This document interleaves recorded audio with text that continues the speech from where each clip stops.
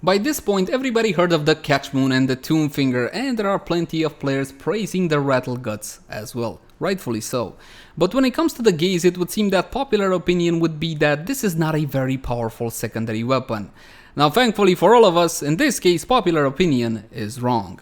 Hey guys, welcome back. As always, my name is Leyzar, and today we're going to be diving deeper into a gaze-based kit gun. And as per usual, I got a couple of builds laid out for you. Something cheap, something affordable that anybody can build. But of course, we also have the quote-unquote endgame setup with a Riven. That said though, please keep in mind that my builds and guides focus on a more new player-friendly approach. Simply because there's a lot of info here, and I want anybody watching to understand how the weapon functions and how it should be built. So in case you're a veteran, and you already know most of this stuff, please, bear with me. And with that out of the way, let's jump into the Gaze. Let's begin by having a look at how the weapon handles without any mods equipped. But first, my combination for the Gaze is with Haymaker and Splat. Now, that's not the only combination you can go for. It's really up to preference, but keep in mind that in the case of the Gaze, the grip actually doesn't affect fire rate and instead affects the range of your beam, with Haymaker giving you only 22 meter worth of range, Love Tap 25, Ramble 38 and Gibber 41 meters. So again, the difference between Love Tap and Haymaker is about 3 meters, but then again, if you really want to go long range and maybe add some more punch through on the weapon, you can go Ramble, which will give you 38 meters worth of range, because this is a beam weapon at the end of the day. Now, some have compared it to the, to the Embolus, but the Embolus sprays a pretty thick beam, at the end of which it's supposed to have an AoE, which most of the time you don't get any damage. But in the case of the Gaze, as you can see, it's a pretty simple, straightforward, very not thick beam. And with that out of the way, let's jump into stats to see precisely what we're dealing with.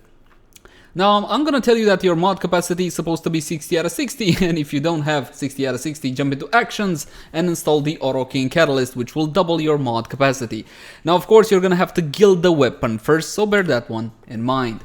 Now, my Gaze has been formatted a total of 5 times, but I only do this to test Rivens and all sorts of mod combinations. For the weapon build, I'm recommending you guys 3 format should be enough, because as soon as you gild the weapon, you're gonna be able to add 1 polarity. I recommend just going for straight up V symbols. And of course, this being a kit gun, you can go for an arcane as well, but more on that just a tad later. As for the stats, you got an accuracy of 100, and yes, you can go for Magnum Force. Let's quickly have a look at how that will affect the damage, well, the beam. As you can see, it starts getting a little bit jiggly, but nothing you can't handle. By all intents and purposes, it's totally usable together with Magnum Force. High critical chance and high critical multiplier. Take a look at that, 39% with 2.3x. But again, this was Love Tap with the Haymaker and Splat. That's how you can get this crazy amount of crit on the weapon. A fire rate of 12 with a magazine of 43, a punch through of 1.0 meters. So you do get default punch through on the weapon, and a reload of 1.7. Now, here's an option for you. If you want lower magazine but faster reload, you can go for Kill Stream instead of Splat. So bear that one in mind. Riven disposition 3 out of 5. This is the only kit gun to my knowledge that has not been nerfed in terms of Riven disposition, as the Gaze is considered to be a bit weaker, but as you'll see, it's not weak at all. Low status chance of 17% because this is my weapons combination option. I go for crit weapons over status weapons most of the time.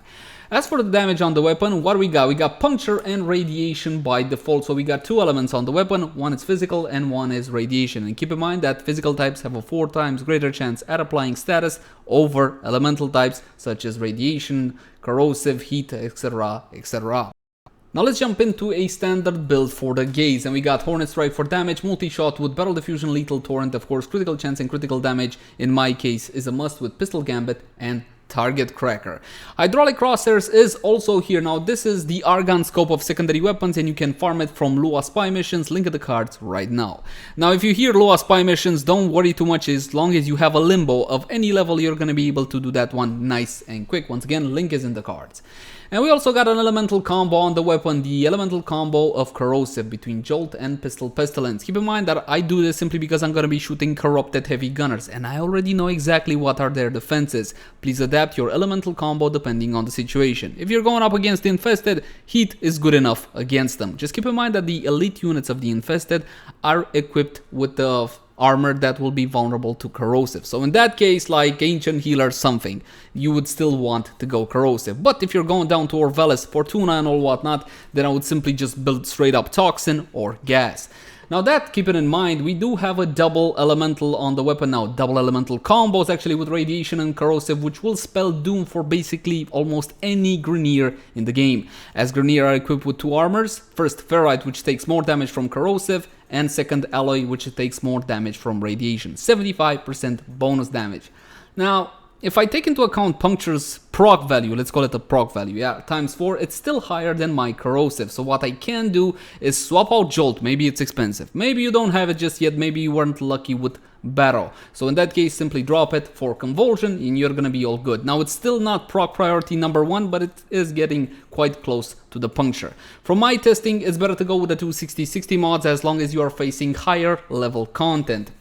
Now, I say higher level content and I mean level 900, 100 and over, simply because you do want more status apps from the weapon, especially those corrosive apps, so you can reduce the enemy's armor. Now that said, Hydraulic Crosshairs is here instead of something else, so let's call it like that, simply because I want to get over 100% critical chance, and Hydraulic Crosshairs will simply put me there. So let's test the build and see if it's got any punch or not. We're going to be spawning in Corrupted Heavy Gunners level 120, but before we go any further, Madurai. No, I know you guys think that Madurai increases damage in the Simulacrum, but it doesn't, so we'll just go with Tonairo so you feel a bit more comfy. Now, Arcanes, do I have any Arcanes? No, we're going to switch to an empty build. Now let's see what this weapon can do. Is it true? Is the Gaze the weakest weapon out of all Kitguns? And I gotta say, no. Take a look at that. That doesn't come close to weak in my book. There are plenty of other secondary weapons that cannot match power such as the Gaze. And keep in mind that you do have that punch through. Depending on the angle that I take, I can hit the secondary target quite easily. As you can see, even without any fancy mods, even without a Riven and Prime this and that, the Gaze is fully capable of shredding high level targets. What more do you want than that? Yes, perhaps it's not as fancy or as gimmicky as the Catch Moon, and to be honest, yeah, okay, fine, Catch Moon AoE power supreme, especially after the changes, but the Gaze is not a weak weapon, and it is capable of basically melting high level targets. But I know what you guys want to see. What about Rivens, man? Well, Rivens, thankfully for the Gaze, out of all the kit guns, are the least expensive, so you can get one for, I don't know, 50 plat, maybe 100 plat after the vid, and you can head on over to Kuva and try to get yourself a lucky roll. Keep in mind that the ideal Riven will depend on your combination for the Gaze. In my case, since I went for a critical Gaze with Love Tap and, no, not Love Tap, Haymaker and Splat, I want a crit Riven for my Gaze, so check out this one. Critical chance, critical damage, and minus ammo maximum. Now for my Gaze, this is absolutely glorious, and as you can see, I got a critical chance of 182%. Now what I can do in a build such as this is increase that critical chance, so I go to red territory with Hydraulic Crosshairs, but that wouldn't provide the best DPS in my case, or basically in almost any decent critical multiplier weapons case. God, that's confusing. You want to increase the critical damage after you get past the 100% critical chance point. So in my case, it's better to go with Sharpened Bullets. And of course, we swapped in Prime Target Cracker and Prime Pistol Gambit plus Pack Seeker, because you can use an Arcane. Use whatever Arcane you guys prefer. By all intents and purposes, Pack Seeker is not immensely impactful on the Gaze, simply because of that base damage. So if you prefer Pack's Charge or whatever else, go for it. Just make sure it's an R free. Now let's see that difference. Are we gonna get a huge difference? Of course we're gonna be getting quite the huge difference, and there are the bolts from Pack Seekers. And now I got the extra critical damage from Sharpened Bullets as well, and as you can see, the weapon can absolutely murder high level targets. Honestly, it is quite the powerful weapon. Sure, it's not as powerful as a Tomb Finger, let's say, but that will depend entirely if you get a Riven or not. I mean, guys, if you get a kick-ass Riven for this weapon, don't bother with the Tomb Finger anymore, unless you also have a kick-ass Riven for that one. As you can see, the weapon is fully capable of annihilating top tier targets. But again, I know, you guys want Tomb Finger, you want Catch Moon, and so on and so forth. To be honest, I prefer this over the Rattle Guts, but that's just my personal preference. Now, let's bump up everything with Warframe buffs. Why? Just to see what the weapon could theoretically do, and because it's also fun, with the top tier damage of Lady Mirage Prime. Now let's check out her buffs and see what we're gonna be equipping. What is this? Oh, this is my super setup. Yes, my amplified Mirage setup. And for an aura, what you guys can use is Pistol Amp. Where are you? Ha! Pistol Amp, 27% extra damage to secondary weapons, essentially. But to be honest, the Gaze doesn't really need it. And if you're going up against Grineer, you just go for Corrosive Projection, since obviously this one is the better choice. As for Arcane, you can go for a bunch of things. For example, you can go Avenger, 30% bonus to critical chance. This is a bonus additive after, so it simply stacks on top of what you already have. In my case, I'm actually gonna go with precision because I got my critical chance. 30%, however, will mean that I'm gonna be going to 200 plus, so we can go with an Avenger and a Precision. Both of these arcanes are highly impactful, especially Avenger, because think about it.